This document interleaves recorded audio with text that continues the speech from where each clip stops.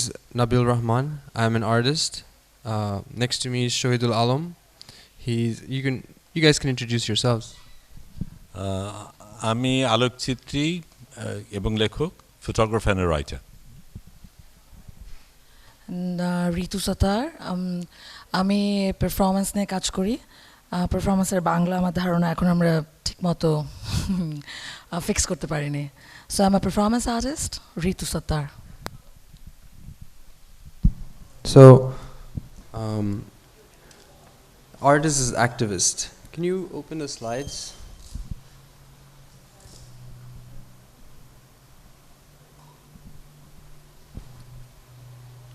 Khushi Kabir was supposed to be here with us today, but Shoidul, maybe you can explain why she's not here, briefly. No, sure.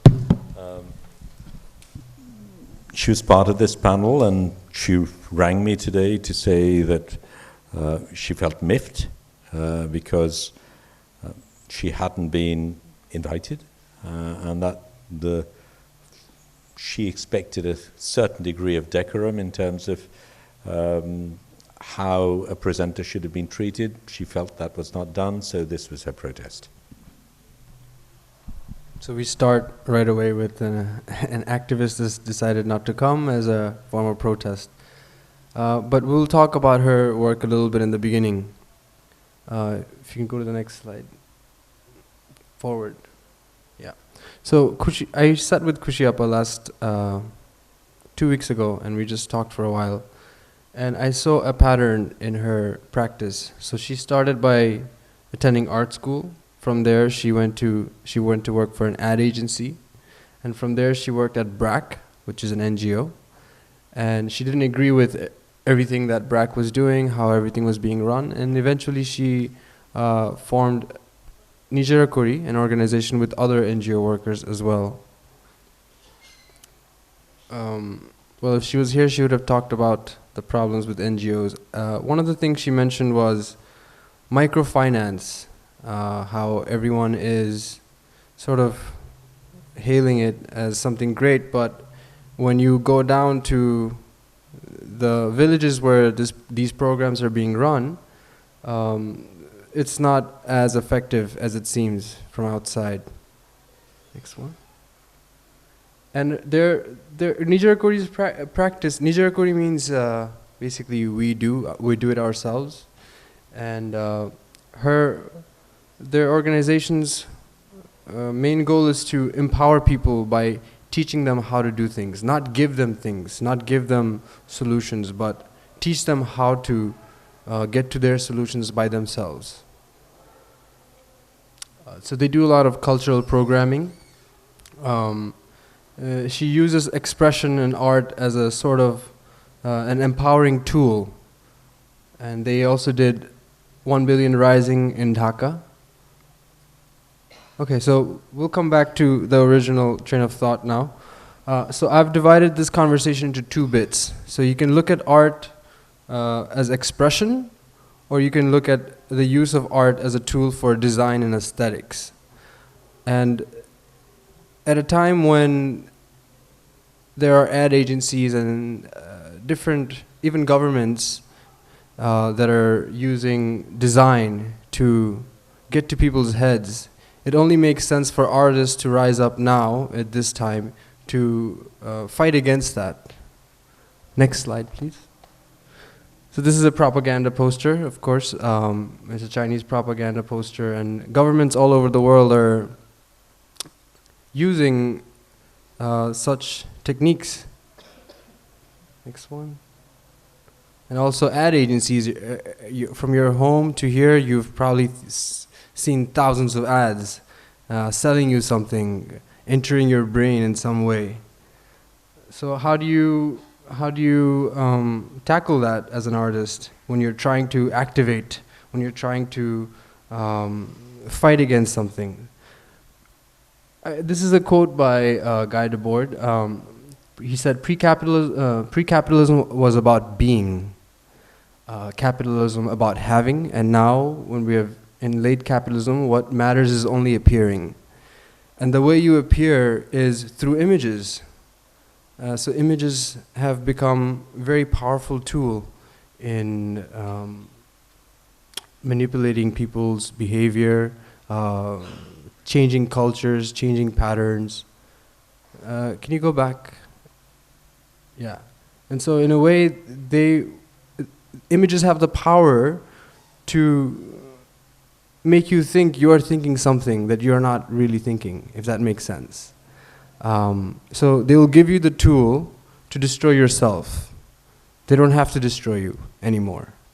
So this is the power of images, and this is why I believe that it's a good time for artists to step up and fight that, because you give, like Kushiapa, you can come out of art school and go to work for an ad agency, or you can do your own thing. Next. So one example of someone who does this really, who's a really good example of this is Shahidul Alam, who takes control of those images. And so I'll hand over the mic and he will talk about his practice. সবাইকে শুভেচ্ছা। আচ্ছা, একটু জেনে নেই আসলে বাংলায় বললে ভালো না ইংরেজিতে বললে ভালো? বাংলায় বললে কি সমস্যা হবে বা ইংরেজিতে বললে সমস্যা হবে, কেউ বলবেন?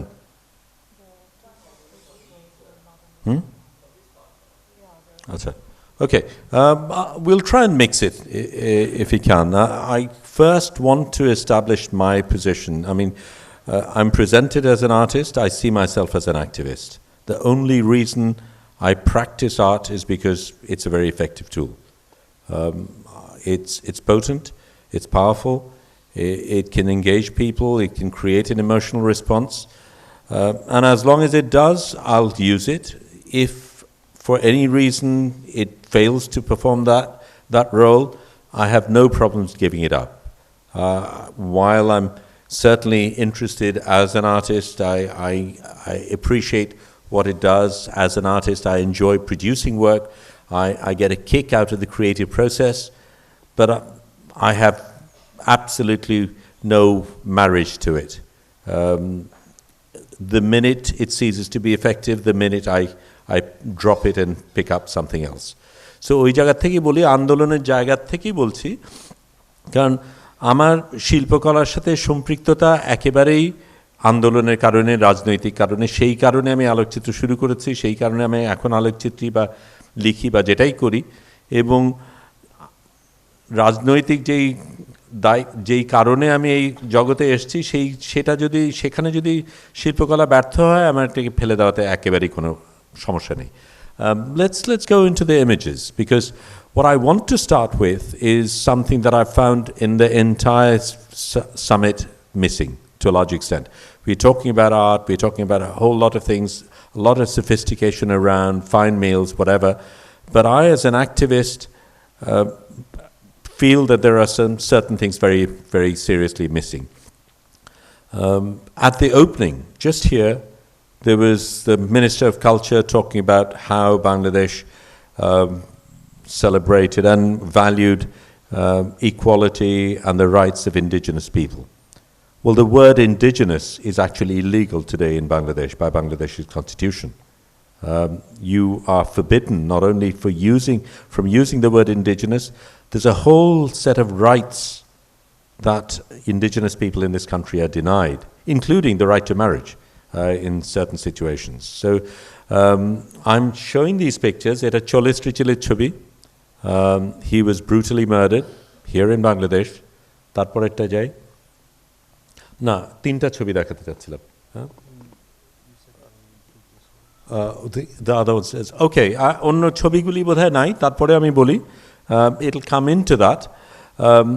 তিনটা জিনিস নিয়ে আমি আলাপ করতে চাচ্ছিলাম, তিনটা না, চারটা আসলে। চল্লিশ রিচিল, তাকে 2008 সনে খুন করা হয়েছে। He was brutally tortured and murdered in 2008. Then we had Rupak Chakma, who was murdered towards the end of last year. Beginning of this year, we had Mithun Chakma murdered, and then we had the Mama sisters raped. There has been no prosecution on any of these. No one has been tried. Nothing has actually happened. This is what's happening here in Bangladesh today. So as an activist, I want to place what I do in that context, and I'd like to dedicate this work to those people, because I think it's very, very important for us in some ways to question. One of the things that happens in events such as this, we have ministers coming to do openings. They're important people, of course. They give money in certain cases, they give validity to what we do, but in the process, we actually give them a space and a validity, which I think I at least as an activist want to question. কাজে আমি যেই কাজটা দেখাবো, this is a series of called Crossfire. যারা বাংলাদেশী তাদের Crossfire বোঝাতে কোনো সমস্যা হবে না.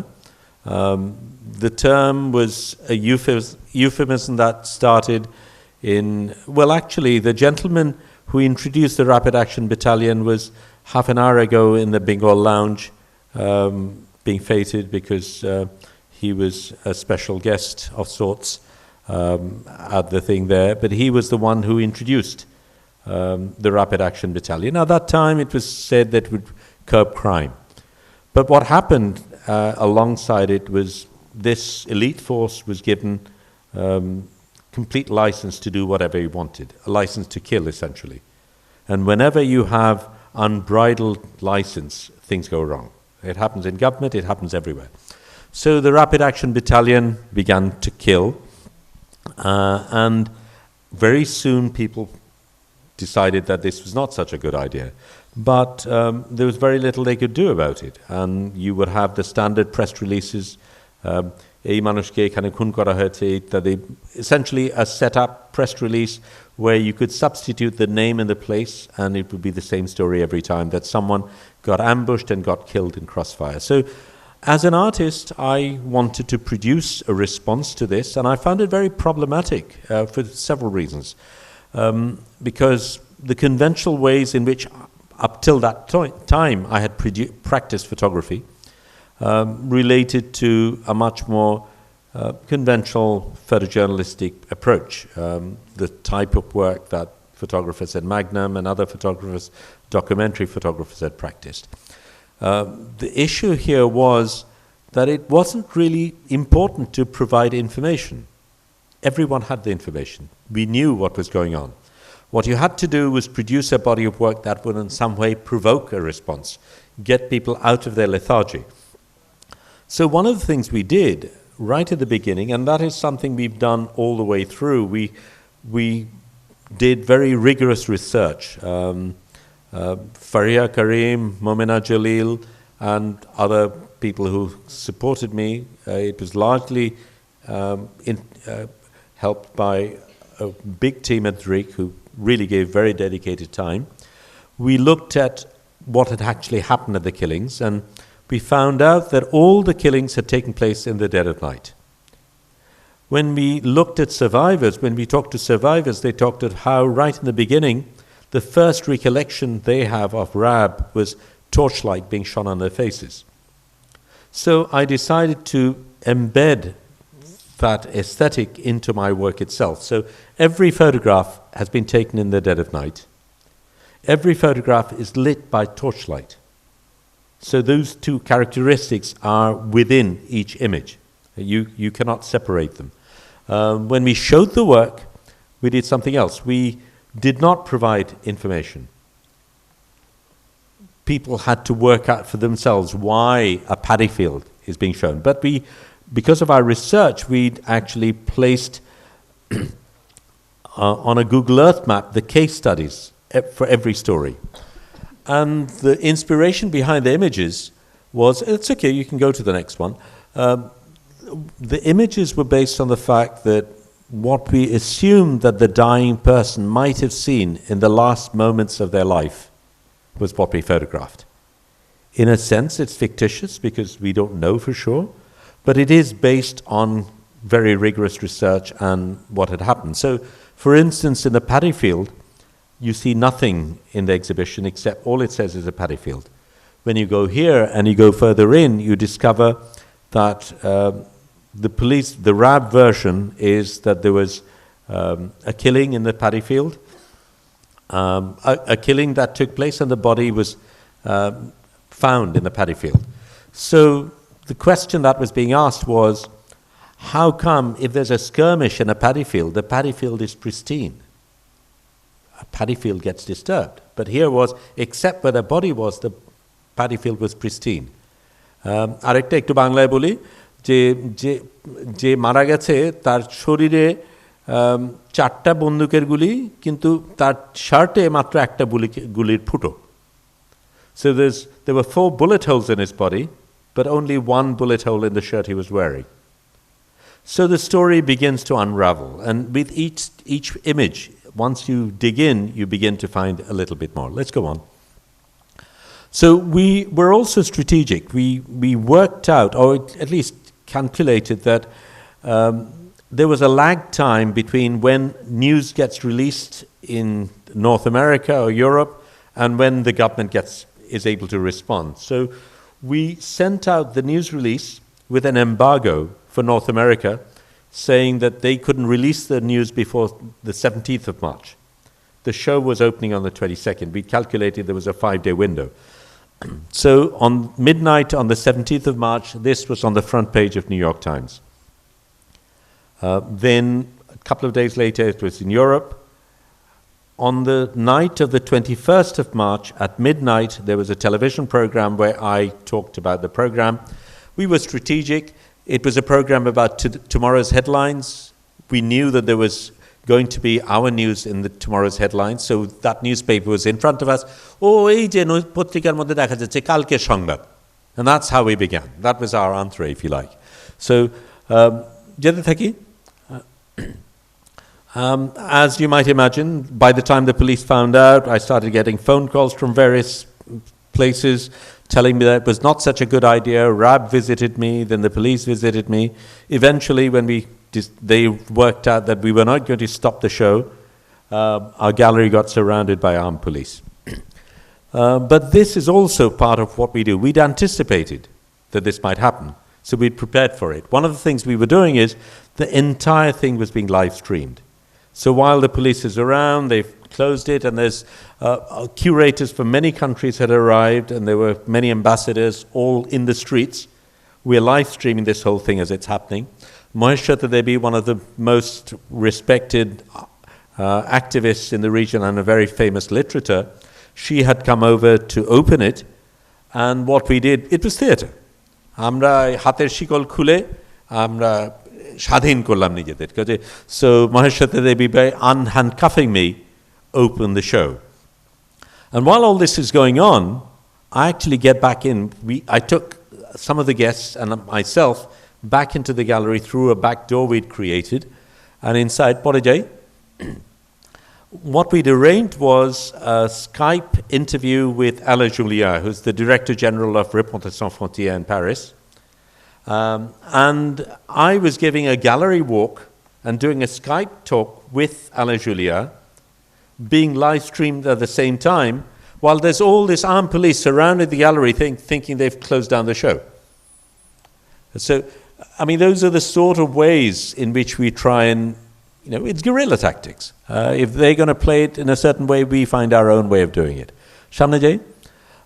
Some very interesting things. In terms of my own practice, my photographic work, the work that I do now, began through my resistance to General Ershad. General Ershad had taken over power, and we were trying to bring down General Ershad. It was as an activist in the streets that I was producing work. When we tried to show that work, all the galleries at that time were under either state control or under cultural organizations, Alliance Française, British Council, Goethe Institute, etc.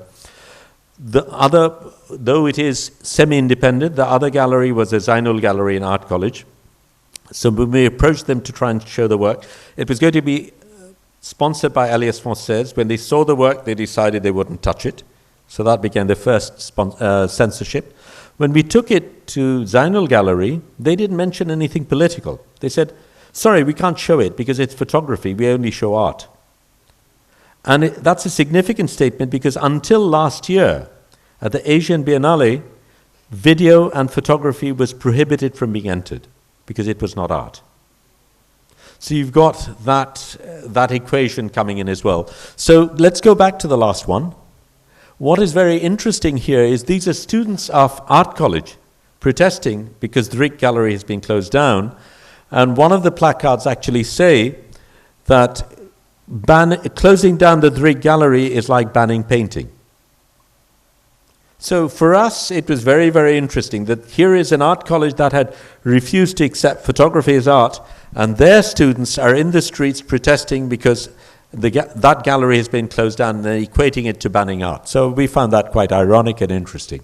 But what did happen was, as a result of what was happening, there were public protests, people in the streets, human chains, and it was in every ticker tape on the newspaper. It got reviewed 3 times by the New York Times. It was on the front page of Amnesty's report, on the front page of Human Rights report. So the government didn't have a clue about what to do in those situations. Let's go on. And these are other protests. That what Jay? Yeah, okay. So now the government had closed it down, but we knew, we'd done our homework. We knew they did not have a legal basis to close down our show. So we took the government to court. And we had the best lawyers on our side representing us, and the government knew they were going to lose because they didn't really have a legal basis to do what they did. So the day before the hearing, the government removed the police, and in court they said, "But my lord, we've done nothing, there's no police there." Sir, amra to kichu kori nai, keu to nai, keu to badha ditese na. Yeah? So we had the show for one day. That day it was completely packed out, people were in, but we wanted to do more. We only had this show for one day, but we knew, agete jai, thaki, we knew that the foreign minister was going to open the next show. So we lined up the corridor that she had to walk through with this exhibition. So she had to walk through the show that her government is trying to had closed down.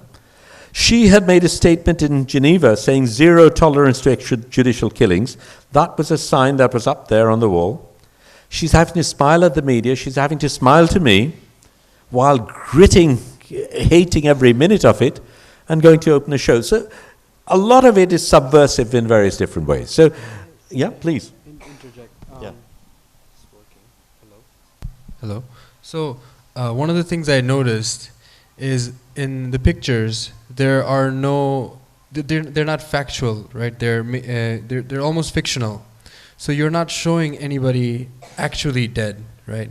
So it's like if the government is reacting to fiction in such a way, it's sort of revealing their own guilty conscience. Very, very good point. In fact, that was precisely part of the strategy, because we gave them there was no blood, there were no bodies, and they're closing down a show that shows paddy fields.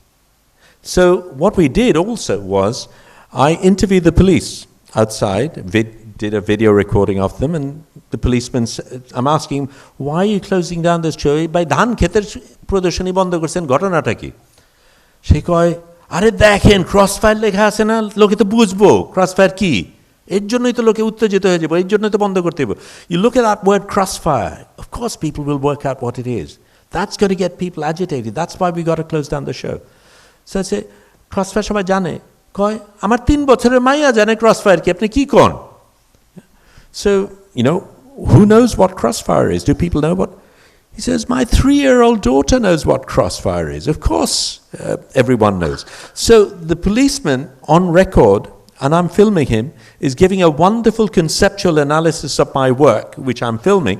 And in fact, subsequently, I've showed that video clip at Tate Modern, when I showed the work later in other places. So it's a living, organic thing, and absolutely, we were going to not make life easy for the government. If they were going to fight, they had a tough job on their hands. But let's continue. So this is later on. We started a campaign called, it says, Ar Noy, Ar Na Bola Hoto, No More. As you can imagine, these are things, resistance against things that we don't want the government to get away with. And one of the things we do a lot of work is the garment industry, the inequalities in the garment industry, the situation garment workers find themselves in. So we recognize that the garment industry is very closely linked to fashion, and we use the billboards that the garment industry uses for our work. So This is the carcass of a fire that had taken place in Tazreen fashion. সেই বিল্ডিংয়ের পোড়া জায়গাটা, and we made a billboard out of it, and we set it up in front of the BGME building. This is the Owners Association, the Building Owners Association, which is a 15-storied building which has gone up without anyone noticing it. It doesn't have legal permission. It happens, you know. It's a wonderful country. We can have 15-story buildings going up like that, you know. But there was a performance to it. We managed to get sound recordings of the wailing of the survivors. We smuggled that into the building itself and played it out. So they heard all this wailing inside this building. Didn't know what was going on. So some of the people came out. And then, were you involved in the play, Pratchanath? No. But Pratchanath, a theatre group, they performed a play outside. There was this. So essentially we drew them or drove them to our exhibition where there was a performance in this billboard. And that was our act of resistance. Now, one thing I do want to tell you, you might assume from what I'm saying that the government is not appreciative of the arts. That's not true at all. The government really appreciates the art in our country, and I can prove that because in this exhibition, when we had it, they sent an armed truck to receive us. I mean, how many artists have had an armed truck sent by the government as a reception for their artwork? It just doesn't happen. We get brilliant attention from the government. So anyway, let's go on to the next one.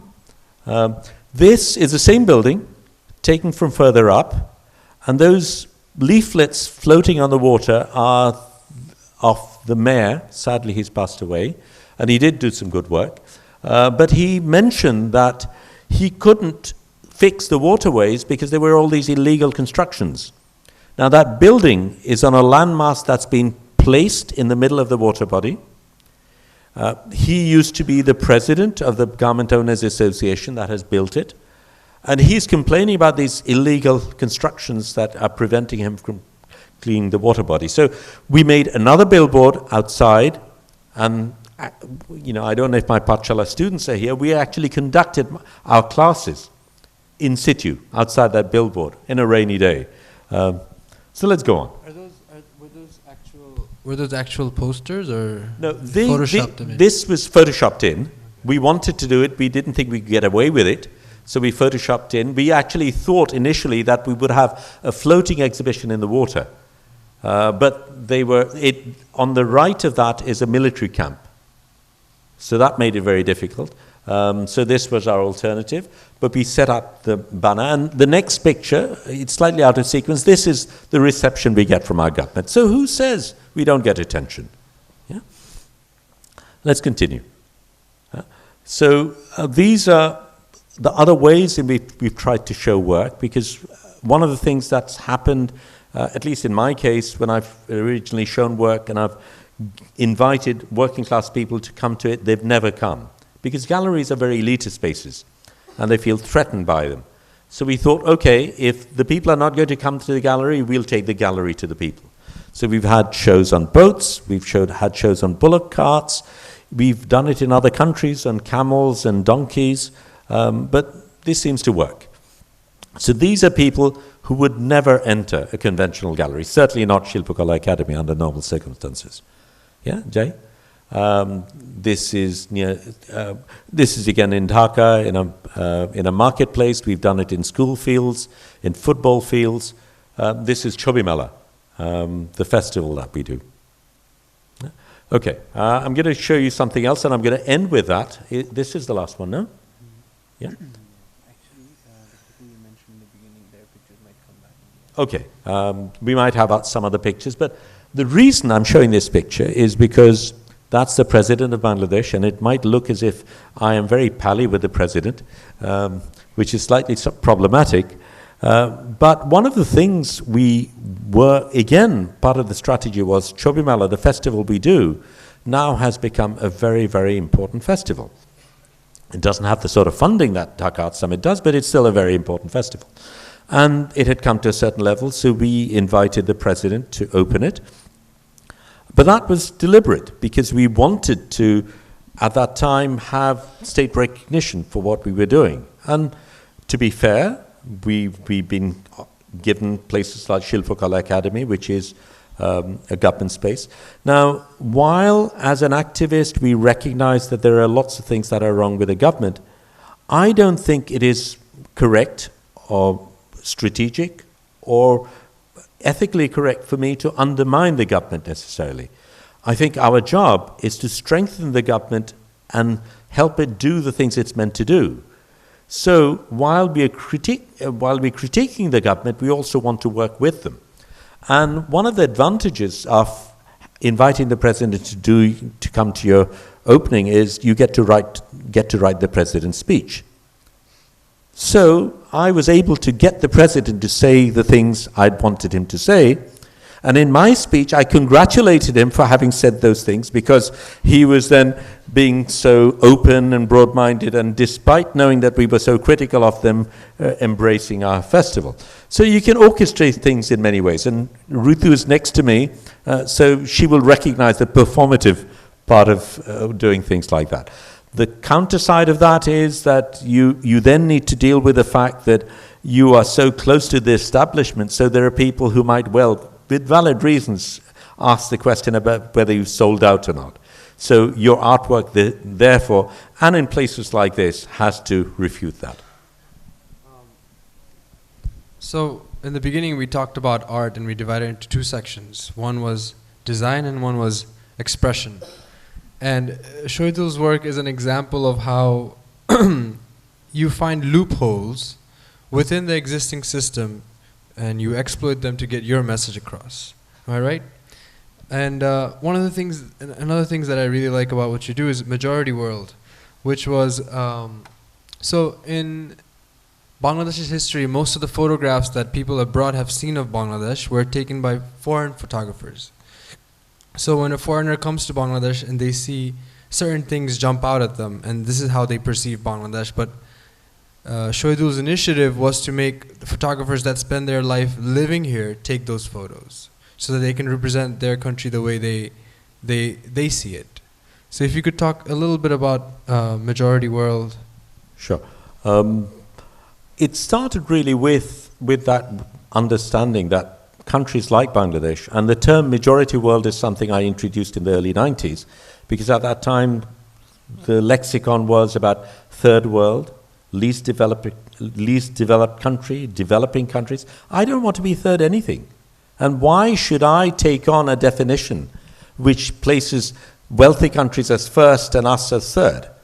So our idea really was to challenge the lexicon itself. So we wanted to remind people that we happen to be the majority of the world. And certainly in the rhetoric, the West talks about freedom and democracy, and we happen to be the majority of mankind, of humankind. And we wanted to remind them that when the G8 countries make decisions that affect us, and we never nominated them or chose them as our representatives, they represent 13% of the world's population. So Majority World was the first intervention. We set up the agency Drik as a platform for indigenous storytellers. And later we recognized that if you need to fight, you need warriors. So Pathshala was a school that was the training ground for the warriors. We fight a different fight with different tools, but it's a battle all the same. The picture that's here relates to the earlier pictures. Cholistrichil, I mentioned Rupak Chakma, I mentioned Mithun Chakma, who've been assassinated. Kalpana Chakma was a leader of the Hill Women's Federation who, on the 12th of June 96, was disappeared by the military. Since then, it's been over 20 years, the case has not been resolved, and it's somewhat Kafkaesque, the reasons the government gives for deferring judgment. The most recent was beautifully Kafkaesque. Because Kalpana is a vital character in this play, and she cannot be found, the case cannot be resolved. The fact that it is about her disappearance seems to have eluded it. So what we did in that particular case is we did a series of shows, but the most recent one, it's called Kalpana's Warriors. It was portraits of people who continued to fight for justice for Kalpana. And when I interviewed them, they told me that when they visited their home, there were just these straw mats. There was no other furniture in the house. So here was a woman who had so little materially, yet she was so feared by the state and was so powerful. So we decided to use the straw mats themselves as our canvas. Then, in conversation with her brother, he mentioned how the last altercation she had with Colonel Firdaus, her abductor, was about the military having set fire to their villages. So I decided to use fire to produce the imagery. Having chosen the straw mat and the fire, I still didn't have an image. I needed to form an image. So then I decided to revert to the garment industry. And in the garment industry, they use these torn jeans. I'm sure you've seen them. You have these torn jeans that people wear. They're very carefully torn. They're designer tears. So you have a designer somewhere sending over a pattern, and it's etched with these lasers onto the jeans, and when they wash, they tear in those random fashion. So I adapted a 16-bit digital image through a fairly complex algorithm so that it could be used by this laser device, which has never been designed for this, to actually burn the straw mat. So the black that you see is charcoal, and the straw mat is there, so it's actually straw mats that have been burnt into charcoal, creating the black. And when you enter the gallery, which is lit by candlelight, the first response you get, sensory response you get, is the smell of burnt grass, even before. So when we showed it in Dhaka, it was a dark gallery. You walk in, you smell the dry grass. One by one, the candles are lit, and then you see the images. And then there was a very powerful poem written by Kobita Chakma, who's here right now, as a visiting artist. And I translated her poem into Bangla. It was translated to Bangla. I also translated it to English, and it was chanted out, and the audience was asked to chant it with them. So that was a way in which to involve the audience in the performative part of it. So this is an example of, so those of you that came in later, for this discussion we are dividing art into two sections. One looking at how you can use art, we're using art as a tool to activate, to do activism work. And one of the sections is design and aesthetics, and another one is expression. So Shahidul talked about finding those loopholes, using the same tools that are being used to oppress, if you can't beat them, join them. Use the same tools they're using. And next we have Reetu Sattar, who's more of a, can you skip through these pictures, please? Okay, just while they're there, I do want to show those. Ektu aage jan. This is Mithun Chakma, who was assassinated in January. The other one before that. Those are the. Okay, this is. These are the parents of the Marma sisters who were raped in the Chittagong Hill Tracts again in January. Onno chobita jan. And this was Rupak Chakma, who was also assassinated, but last year. So this is happening today. I mean, it might sound as if we are artists, we're working in this beautiful esoteric world of ours, but we live in a country where this is happening. I think we can ignore this one for now. Yeah. Next, please. Next page. So Reetu's, I had a talk with her about this panel before, and her idea is very, so Shahidul talked about the design and aesthetics element of art, and Reetu is going to talk about expression. So because when you're bombarded with images all the time, how do you distance yourself from them? How do you find a world where your views are not being shaped by external powers? How do you gain control of your images?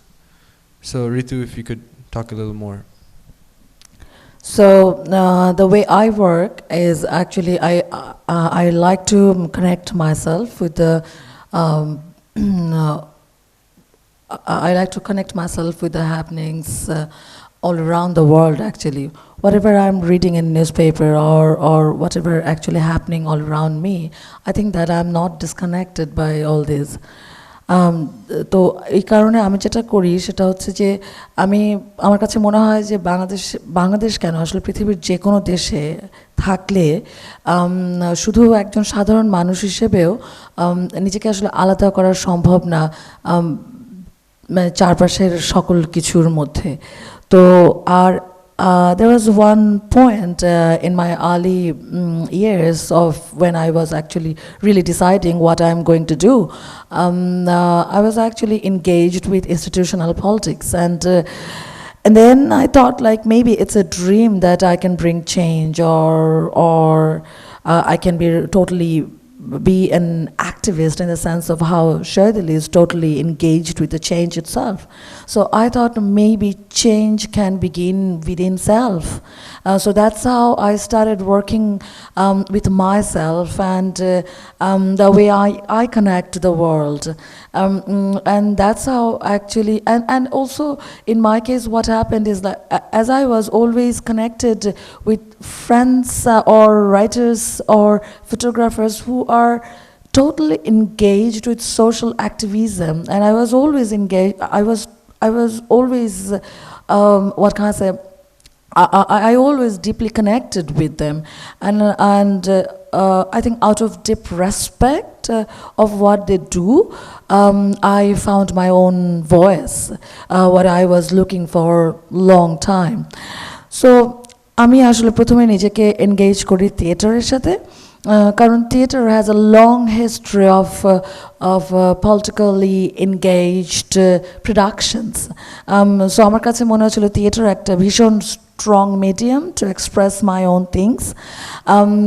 এবং আরেকটা খুব বড় জিনিস ছিল I also wanted to go against what my parents wanted. So that's also like being in a country like Bangladesh, it's also very important that you always dealt by your religious identity. So since my childhood, I was challenged by my religious identity. I wanted to learn music, and my parents never wanted me to learn music because they said, like, you know, I want you to be to be conscious as an artist, but or I want you to be conscious towards arts, but I don't want you to be an artist. From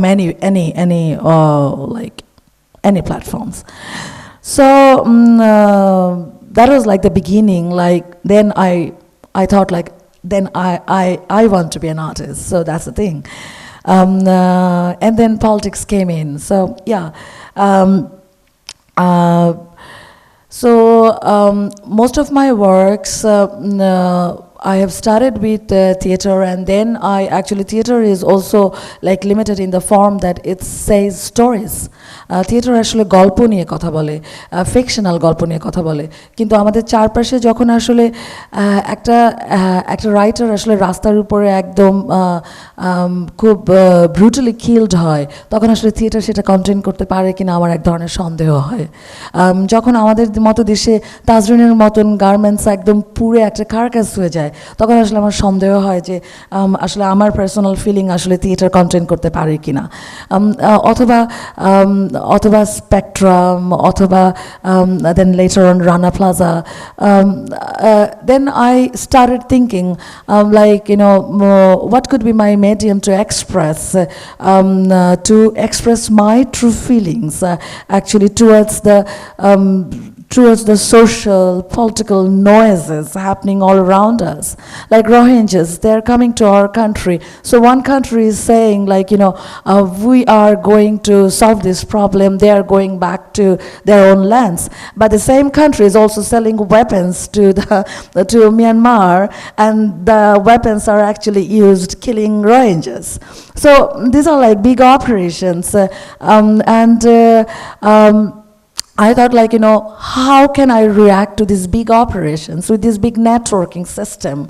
And that was my tool, like performance arts. Maybe it came to me or I found it. I don't know, like, how did I get it? I'm really fortunate that now I know, like, what is the language by which I can actually explore and express what I want to say. But at the same time, I actually recognize myself as a socially engaged artist than an activist. Why so? Because I'm sorry. Sorry if I'm hurting your ears. Because long time I was on stage, so my voices are really, really strong. Of course, definitely. That's what I practiced. Although now it's broken. So,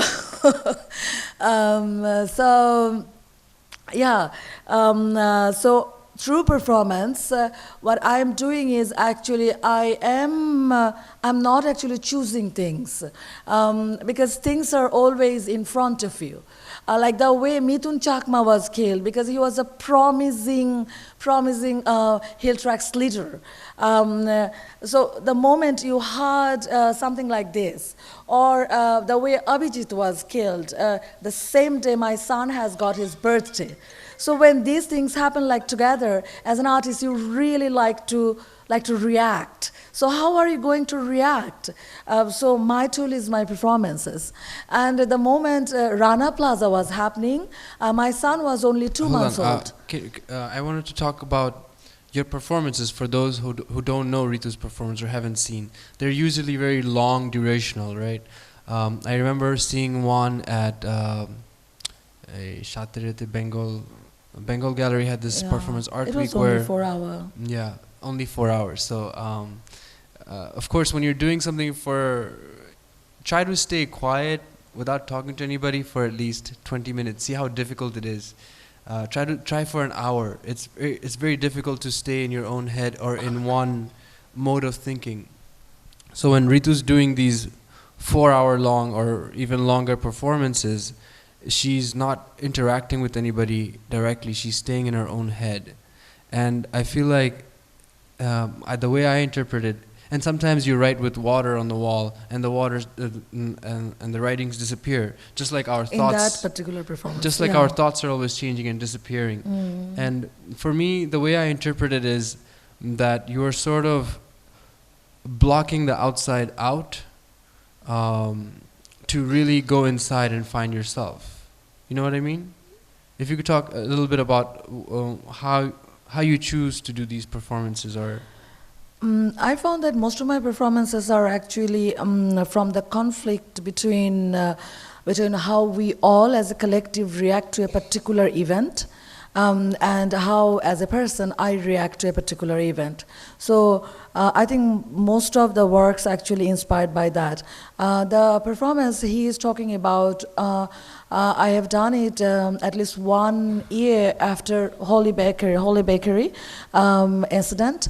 So Holy Bakery, I'm not going to actually explain what happened there, but Holy Bakery was one very important event happened in Dhaka, where five whom we call them extremists, 5 extremists actually dared to attack to an expat bakery and could actually brutally kill 20 people in 6 hours just to show their power and everything. And I live just in 200 kilometer in 5 kilometer of the bakery. So I just thought, how does it feel like when you can sleep whole night sitting just right beside of a bakery where dead people who were totally alive, ready for the life for tomorrow, and you being friends, some people we knew, can just live on from the next day on. So what happened to a soul living like this? So there was no way but to react to this very event. And just 1 year later, I wanted to connect. I just thought, maybe I even don't know my subconscious soul. So that performance was about my subconscious soul. I connected the performance to our own lalon, our own shahajia, our own spiritual practice. And that's what I was doing there. And most of the performances are durational because things are durational. Life is durational. And the way we find ourselves, it's durational. So there is no way like, doing it in a short period of time. And look, I think that we have rush. I'm really tired of this hastiness. And so I really want to be calm, at least in my own work. I really want to search within myself in my own works. Yeah. Yeah, and I think it's important to do that when you're, what we talked about earlier about being bombarded with images. Because images, images are things we experience not only with our eyes, but also physically. When you're watching a scary movie and something screams out of the screen, you shake, right? You feel afraid. Or if it's in the middle of the night, you don't want to go get water because you're a little afraid. So images are not what you think, that it's just with your eyes and you're forgetting about it. It enters your system, it enters your being. So when you're repeatedly hammered with images as you walk down the street, as you do your everyday life, they're becoming ingrained into you, a part of you. So I think it's really amazing how Reetu goes through this process of distancing herself in a public space. That basically she's creating images that are telling people to slow down in a world where images are constantly changing, and making us all with ADD, yeah. Can you talk about the Can you talk about the performance over there on the screen? Yeah, this performance was basically inspired by two of my friends' writings, Shamali Mitro and Kollul Mustafa. Both of them closely works with Garments Shramik Sanghati. I'm also a close associate of this organization. It's Garments Workers Conglomeration. They are fighting for their rights for long, actually. They're always on street, they're working actively. And I have chosen the path to do a performance, and they have chosen the path to be on street. So yeah. So this particular, after reading their writings, what I was talking, now I am actually connecting it because Nabil interfered. So I couldn't actually see any images of Rana Plaza because my son was only 2 months old. So my family and also I decided not to read any stories of Rana Plaza or not to go through any images of Rana Plaza in 2013. So in 2014, when we were actually, Pathshala and Muna Mwasif, Mahabubur Rahman, everyone decided that now, and Lima, Taslima Akhtar Lima, everyone decided that, we have to actually recognize the day, 24th April. And they asked me to do a performance, for this exhibition 1134, Lives, Not Numbers. And I just thought, like, for me, it's actually numbers, not lives. Why? So that's what I have done in this performance, because I thought, like, living in Dhaka, like, innumerable garments factories, I don't know how many, innumerable feet every day in the morning walking to the garments factories, I don't know how many, and the death, it's uncountable. We know 1134, later it's 1136, but I don't know actually how many, because one mother, she has got 52 bones of her daughter. So where is the daughter? Where are the other bones? So I just wanted to say it's numbers to us. It's not actually lives. So the performance was totally emotionally driven, and I was filled with so much guilt, and I wanted all my friends to join with myself to count our own breathings for 1134 times. How long does it take to count my own breathing for 1134 times? and there are like 1, 1, 3, 4 breaths actually had their last times. So yeah, I recreated that image of that friend because I never found that picture ever. I'm still looking for that picture and also the name of the photographer. But I remembered that image. So I recreated the image by at the end while I stayed there for 1 hour. And this particular tiffin box was found by Atish Shah from the wreckage. It was still filled with rice, so I filled it with blood. Yeah, that's what I did. And in the beginning of the performance, I actually was reading lines from my memory, what I read from Shamali Mitro and Khalil Mustafa's writings. Yeah, that was the performance. Yeah. Thank you. So, as you can tell, just by looking at us, Shahidul is much more experienced than me, maybe less than half your age. But so, Reetu, you said that you don't consider yourself as an activist. You know, you're an artist, and sometimes you're plugged into that label, but you don't choose that. Sometimes other people choose that for you. Even for me, I don't think I never really. It took me a long time to admit to myself that to call myself an artist. So I think it will take me much longer to call myself an activist. But sometimes, as a human being, I feel like doing things. I feel like when I see suffering, I want to do something. It is just a human emotion. I don't think you have to be an activist or an artist to do that. I think we're doing that all the time, anyways. Can you go to the next slide? So when a few months ago, when the Rohingyas first started coming in, I was going through something personal, and I needed to escape from Dhaka. And a lot of my friends were going to photograph the the Rohingyas, and I just went with them. And you know, honestly, the first few days, I didn't feel any emotional connection, because when you see so many people coming at the same time, you can't relate to, you can't connect personally, because there's so many of them. By the third day, I met one refugee who I spoke to, and I connected. You know, it takes just one person to connect to someone, and I felt like I needed to do something. And I had worked before in this way. I understood images much earlier. About 5 years ago, I understood that how I appear, how I present myself, can manipulate the reaction I get from somebody else. So one time when we were doing an exhibition, we were just fundraising publicly. And first day we went to a few businesses and we said, can you give us money? We're going to do this exhibition. Nobody gave us any money. So I borrowed a friend's suit.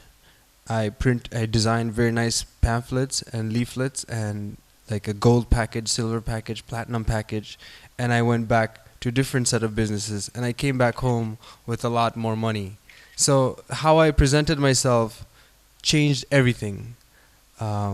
So with this project, my idea was, and I have friends that worked with Internews and other places where they've set up radio stations in refugee camps. So I thought I should do that. If I can't do that, I should at least start something that does contributes, at least gets the idea moving in people's heads. So the first time I called people up in Bangladesh, in different NGOs, they would say, "Apni ke? Why should I tell you anything? You know, why should I answer you? Why should I give you information?" So I just went to Facebook and I made a page, Rohingya Radio Project. And suddenly now I'm a legal entity, you know. So now when I call people and I say, hey, I have an idea, I need to meet somebody. And where are you from? Well, I'm from Rohingya Radio Project, and you're in, you know. And so we made a formal proposal, everything we needed to do. We collected data on the field. If you go to the next slide, we found out that people were giving out radios to the refugees, but there were no channels that reached that area. So it didn't make sense. And it would only cost about £10,000 to set up a radio station that serves 1 million people. Eventually, eventually we had meetings with these folks, radio stations, and at the end, someone else picked it up. But it's sort of parallel to what Shahidul was saying. Sometimes you plan these things forward, the reaction you anticipate it. So we never really wanted to start a radio station because we don't have the capability. But because we shipped the idea around, we created a buzz, and somebody picked it up on their own, and we were happy. That was our goal the whole time. So yeah, to summarize, I think activism and art, the way it works, is first understanding the power of art, the power of images, and then activating yourself. And then, of course, learning from your mistakes, and then learning to activate others, and then continuing to push forward. Do you have anything to add to that, Shahidul? No, not really. I mean, I think the word itself is fairly obvious. It's about acting, and I think individually acting, getting others to act. And one of the things I do remind myself of is a statement by Wim Wenders, the filmmaker, who reminds us that when they have convinced you that nothing can be done, they've actually won. Because that is the ultimate victory for them, when they make you inert, when they make you impotent. So it is our job constantly, A, to believe that we can do something, and be active in the process of making that happen. We might not succeed, but they're certainly not going to have an easy walk. Yeah, well, and in my case, I think that there is no other way but to be socially engaged. We all are socially engaged. But if we actually react from our own space, from our own self, that's what can bring change. And that's how I actually chose to be an artist than being like activist. Yeah. Do we have any questions from? Thank you. Does anybody have any questions? I don't have questions. Maybe you can have the lights, but room lights, yeah. see people now. Well, I will say something anyway. Maybe the lights will take some time. I don't have a question. I'm really impressed. I have to say that I have seen a lot of panels and a lot of talks and a lot of presentations in the last 3 days. And I really am touched by your panel. You are incredible. It's finally a panel which makes sense, which has a meaning, which is talking about real things, which is talking about your reality here in Bangladesh, in the region, what I was looking for all those days. I've seen a lot of experts, professionals from all over the world. They are highly respected, but your panel is really talking about real things, about reality. And I'm really, I respect all of you very much. I know Shahidul since some years. He's a dear friend, but also the moderator, Nabil, you brought everything together. You were a real moderator. You were not just presenting people on the stage and well, presenting yourself, but you were really tearing the things together. So you were really responding to the role and the responsibility of a moderator. So I really congratulate you from my deepest heart. That's the first moment I really feel like fulfilled. Like I come here and I know what this is about. Now I know why I actually came to Dhaka for the first time in my life. So I thank you very much for this wonderful impact and experience. Thank you.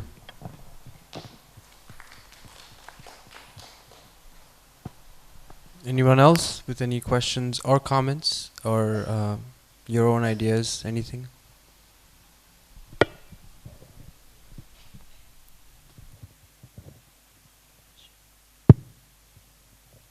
Hi. You said that you started, well, the start of your journey, part of the start was trying to give a voice to the people of this part of the world to represent themselves. This art summit and what's been happening in art and creative field in this country at the moment, do you think that's achieving that do you think you're moving forward, or what's your feeling on what's happening at the moment? Directed to me, or anyone? Yeah, who, okay. Yeah.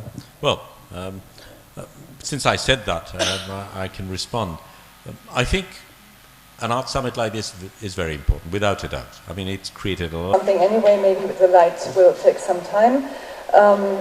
I don't have a question. I'm really impressed. I have to say that I have seen a lot of panels and a lot of talks and a lot of presentations in the last 3 days, and I really am touched by your panel. You are incredible. It's finally a panel which makes sense, which has a meaning, which is talking about real things, which is talking about your reality here in Bangladesh, in the region, what I was looking for all those days.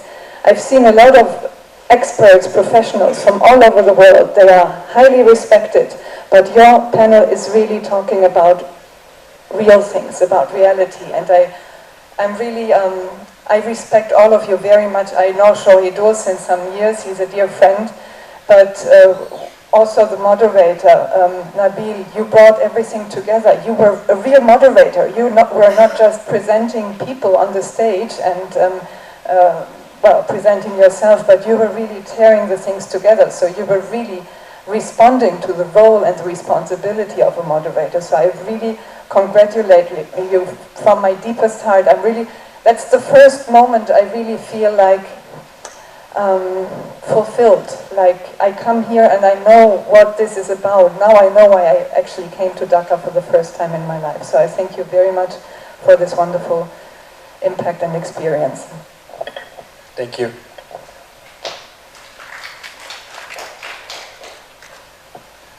Anyone else with any questions or comments or your own ideas, anything?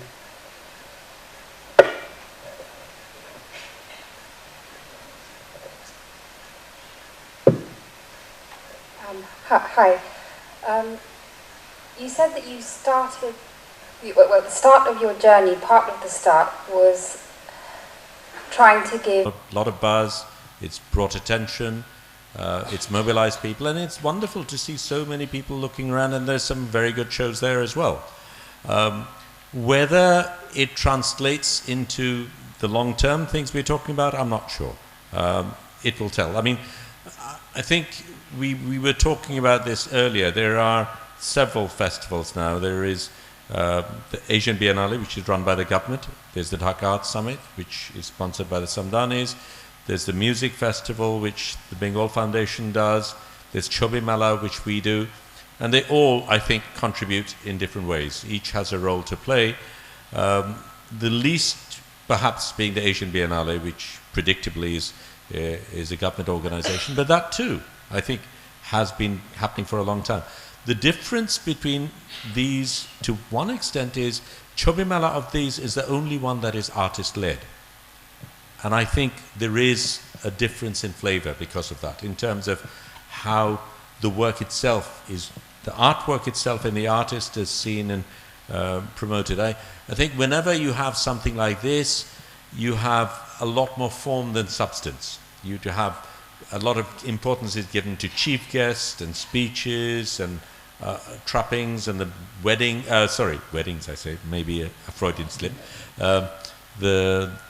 The big parties and those things perhaps take greater precedence than the work itself.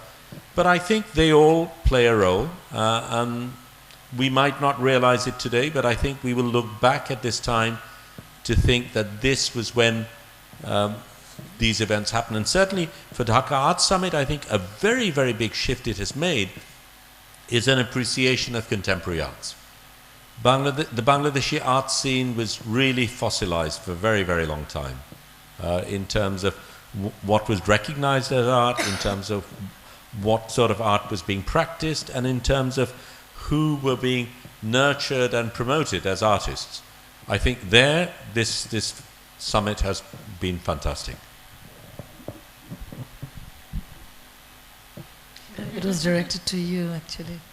Yeah, I'm totally agreeing with him because it's like having a summit like this in a country like Bangladesh for artists, for arts, for the greater influence, it's great to have. And actually, events like this, we were missing it actually, because we had Chobi Mela, we had Asian Biennale, but Asian Biennale is government led, and it's also is done by Shilpakala, but Art Summit is like and also artists are always struggling in their own own struggles, but a summit like this is like like all segments of artists can come together. Like photography is not recognized by art college, or film is another institute, but it's now actually bringing all fragments here all together, and the contemporariness, like what time we are living in. So Art Summit has actually set that thing, and also artists are actually getting a notion about what's going on everywhere. Although there's the internet, but of course that's also an awareness, like maybe we should increase use of internet. Something like that, yeah. Any more questions or comments?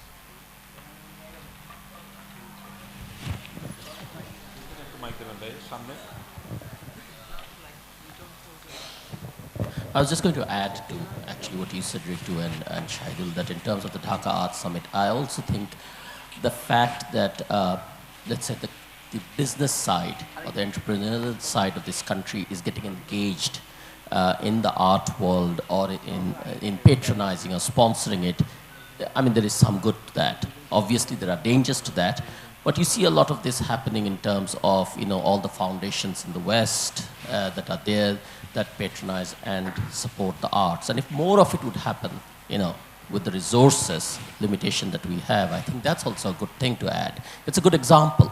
Because not only the Bengal or the Samdanis, but there are others who could also step into this and perhaps do more than just simply run businesses and so on. That's why. I just want to bring one thing to attention, Shahidul, and that is perhaps when you were talking about the government and its involvement in the arts, your latest project, the Rohingya one, if you'd like to just comment upon that, because that is where I think, interestingly, the government has found uses for imagery and used kind of the power of imagery to actually highlight the issue, and found that it makes it a very interesting companionship, and Drik and the nation have come together on that. So I think that latest project is really worthwhile. This is generally well prepared. That was not a planted question, but it has given me an opportunity. Yeah, so I'll just show you this. That's our latest. We produce a calendar every year. That's good. Hobby. We produce a calendar every year. One of the things we did earlier on was the calendar industry, if you like to call it that, is unique. The typical motifs used to be flowers, landscapes, pretty women, mosques. That's what was accepted as calendar material. So when Drik began in 1989, the very first year, we started by producing a calendar in black and white for a start, which dealt with social issues. And since then, every time we've been doing that. And this year, our calendar is on the Rohingya issue today. And around that, what we're also now trying to do is putting together an exhibition, which we hope will tour. And very recently, we produced this poster, again with a message.